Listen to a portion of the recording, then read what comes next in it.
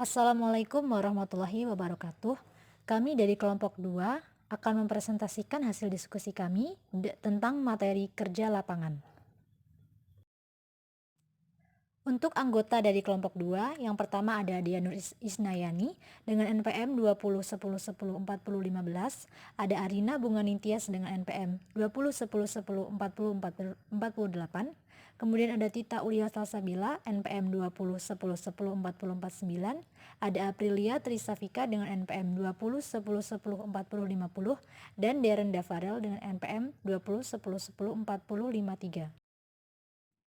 Validitas internal menjadi masalah karena tidak ada peluang untuk menetapkan subjek secara acak ke kelompok perlakuan di lapangan. Hal ini membuat teori menjadi lebih penting bagi proses karena membentuk sarana utama untuk menghilangkan negara-negara penjelas yang bersaing untuk pengamatan yang berbeda. Bentuk penelitian lapangan yang berbeda dapat dibedakan menjadi 3. Yang pertama ada peserta lengkap. Ada partisipan sebagai pengamat dan juga observer sebagai partisipan. Kemudian yang kedua ada pengamat lengkap, yaitu pengamat tidak memiliki kontak dengan subjek yang diteliti. Sifat pelaksanaannya membutuhkan tingkat kepercayaan dan kerjasama yang tinggi antara peneliti dan manajemen atau non-peneliti, yang menolak pemakaian desain penelitian terstruktur dan lebih memilih penelitian dengan tindakan yang akan menghasilkan hasil yang lebih bermanfaat bagi organisasi. Kemudian yang terakhir ada pengamat peserta, yaitu peneliti berinteraksi dengan anggota organisasi dalam usaha kolaboratif. Partisipasi biasanya aktif di kedua sisi dan lebih dari sekedar proyek konsultasi atau latihan pemecahan masalah di perusahaan. Penelitian ini dipandu oleh teori dalam memeriksa proses perubahan yang memungkinkan antisipasi konsekuensi dan hasil. Proses tersebut harus memiliki validitas eksternal karena harus menghasilkan generalisasi yang memiliki relevansi dengan organisasi lain. Selanjutnya ada metode studi kasus. Rian dan kawan-kawan tahun 1992 membedakan 5 kategori studi kasus akuntansi. Yang pertama ada deskriptif, yaitu di mana praktik saat ini dijelaskan dalam hal prosedur yang diadopsi. Studi mungkin berusaha untuk memberikan praktik terbaik atau berhasil label ke situs atau perusahaan tertentu. Misalnya Peter dan Waterman tahun 1982. Yang kedua ada ilustrasi, di mana para peneliti mengeksplorasi implementasi dan hasilnya terkait dengan praktik inovasi. Kemudian yang ketiga ada eksperimental, di mana peneliti menyangkut pelaksanaan eksperimen di lapangan, di mana perlakuan baru diterapkan pada subunit situs.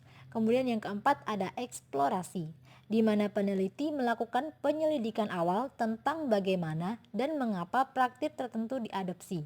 Kemudian yang kelima ada explanatory, yaitu di mana peneliti berusaha memberikan penjelasan yang meyakinkan dan membenarkan pilihan praktik dan memfasilitasi pengembangan teori. Dalam penelitian kasus menjadi instrumen yang digunakan untuk menguji teori, sehingga fokus kasus harus pada apakah kasus tersebut dapat digunakan untuk menguji sejauh mana teori yang ada memberikan penjelasan yang baik. Studi kasus biasanya mengumpulkan data dari berbagai sumber, termasuk beberapa atau semua hal berikut. Yang pertama, bukti dokumenter, data wawancara, observasi langsung, dan observasi partisipan. Penerapan beberapa metode disebut triangulasi dan menawarkan kesempatan untuk mengakses sumber yang berbeda, baik untuk metode penelitian umum atau triangulasi dalam metode dan dengan yang berbeda atau triangulasi antar metode. Untuk pengertiannya sendiri, triangulasi dalam metode yaitu yang menggabungkan peneliti yang berbeda, pewawancara yang berbeda, dan lokasi survei yang berbeda. Sedangkan triangulasi antar metode yaitu yang menggabungkan hasil yang berbeda dari katakanlah wawancara, survei, dan pengumpulan data arsip, dan dapat mencakup pendekatan kuantitatif dan kualitatif. Dimungkinkan untuk menawarkan pandangan alternatif dari fenomena yang sama melalui proses triangulasi yang dapat meningkatkan validitas dan reliabilitas penelitian. Chua tahun 1996 halaman 227 menekankan bahwa penelitian lapangan bukan bercerita belaka, melainkan upaya membangun teori yang sangat bersandar pada teori dan literatur yang ada. Namun, Merchant dikutip dalam Brownell tahun 1995 halaman 150 menunjukkan bahwa dalam konteks penelitian lapangan yang mengeksplorasi hubungan antara kontrol dan kinerja manajemen, tidak ada variabel dependen dan independen di dunia nyata. Peneliti studi lapangan tidak memiliki pendanaan Cronbach Alpha dari penelitian survei. Mereka juga tidak memiliki kelompok kontrol dan perlakuan dari eksperimen laboratorium untuk menunjukkan perhatian mereka pada reliabilitas dan validitas. Selanjutnya yaitu ada protokol analisis kualitatif, di mana peneliti dan yang diteliti berinteraksi akan ada peluang untuk bias.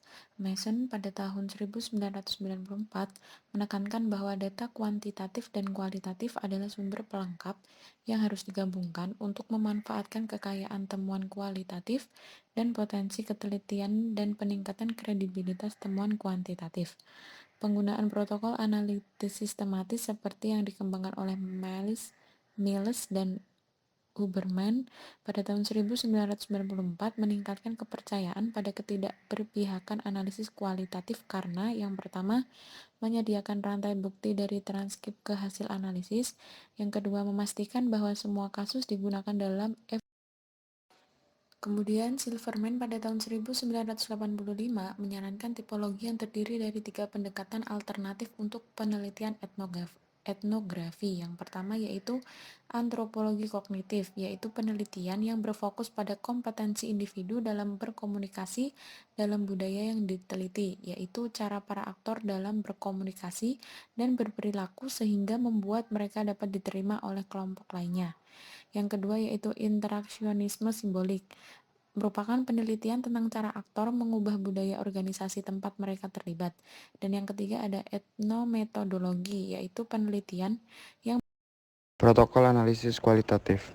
Penelitian kritis di sisi lain berfokus pada kekuatan dan struktur kelas dalam menafsirkan makna. Sistem akuntansi sebagai sarana untuk mencapai kontrol dan mengeksploitasi tenaga kerja. Kita bisa masuk ke dalam situasi lapangan dengan sedikit teori untuk dipegang. Tujuannya mungkin untuk mengembangkan teori sebagai hasil dari temuan kasus awal. Sejumlah metode alternatif telah dirancang untuk mencapai presentasi ini, termasuk grounded theory, Glaser dan Strauss tahun 1967, Indux Analytic, Denzin tahun 1970, dan penelitian studi kasus Blur tahun 1978. Tanpa berusaha memperdebatkan keunggulan label alternatif, ciri-ciri umum berikut yang muncul. 1. Definisi fenomena yang diselidiki dengan harapan awal. 2. Penjelasan hipotesis dari fenomena tersebut. 3. Pemeriksaan kasus secara berurutan untuk menentukan sejauh mana mereka cocok dengan penjelasan hipotesis, di mana variasi diamati, dimodifikasi fenomena, karakteristik kasus, dan formulasi ulang hipotesis apapun berdasarkan pengamatan. Fitur-fitur tertentu dari proses partisipan pengamat dapat diidentifikasi yang mungkin dianggap sebagai kerugian dan membahayakan validitas hasil penelitian dan perkembangan teori itu selanjutnya. 1. Kedekatan dengan peristiwa unik. 2. Kesepakatan terbatas untuk mengklasifikasi dan menggeneralisasi data. 3. Sampel yang tidak representatif. Sejumlah karakteristik umum terlihat. 1. Norma, nilai kode etik, asumsi peneliti. 2. Dampak peneliti pada spesifik masalah, strategi penelitian, dan metodologi. 3. Konteks politik di mana penelitian beroperasi. 4. Kendala sumber daya yang menghambat peneliti. Grounded theory telah menjadi metode yang semakin populer di kalangan peneliti kasus akuntansi, meskipun penerimaannya oleh auditor jurnal agak lambat. Semakin pentingnya pembenaran pelakuan terpisah dan karakteristik dan keuntungan. grounded theory. Pendekatan analisis grounded theory telah dirancang untuk mengelola dan mengendalikan potensi bias dalam membangun teori dari data empiris, menyediakan metode kuantitatif, dan dirancang untuk menemukan makna laten dalam data. Dalam pendekatan analisis grounded theory, teori yang muncul selama analisis data diuji secara terus-menerus terhadap data empiris, sehingga hasilnya teoritis.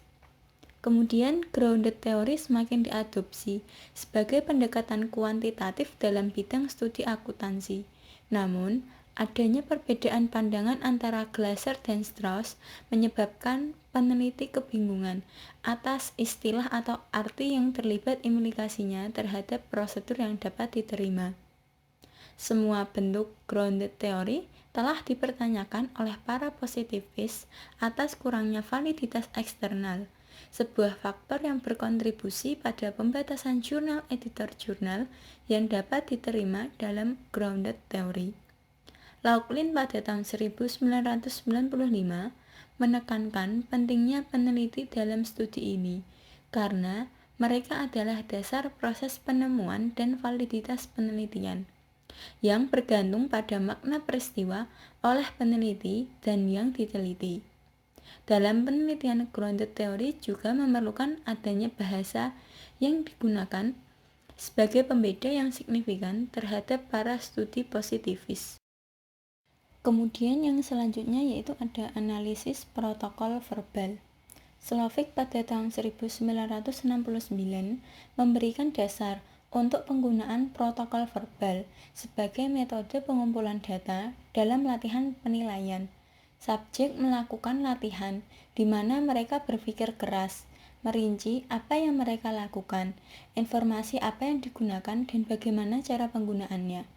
Isi dari analisis protokol verbal ini memberikan dasar untuk pemetaan proses sebuah keputusan dan perilaku pemecahan masalah untuk setiap pelajaran. Analisis protokol verbal atau APV jarang digunakan dalam lingkup akuntansi. Karena jarang digunakan, ini memberikan peluang untuk menghasilkan kumpulan data yang sangat kaya. Tetapi, keterlibatan sumber datanya sangat besar. Broughman pada tahun 1984 memberikan salah satu contoh awal penggunaan VPA kontemporer dalam literatur akuntansi. Ketika ia membandingkan proses keputusan pembuat keputusan ahli dan pemula, di mana sumber daya tersedia untuk memperkerjakan lebih banyak subjek dan untuk mengevaluasi pertimbangan secara lebih rinci. APV juga menyediakan sarana alternatif yang kuat untuk mengeksplorasi proses keputusan dan salah satunya masih kurang untuk dapat dimanfaatkan. Demikian penyampaian materi dari kelompok 2. Terima kasih atas partisipasinya. Wassalamualaikum warahmatullahi wabarakatuh.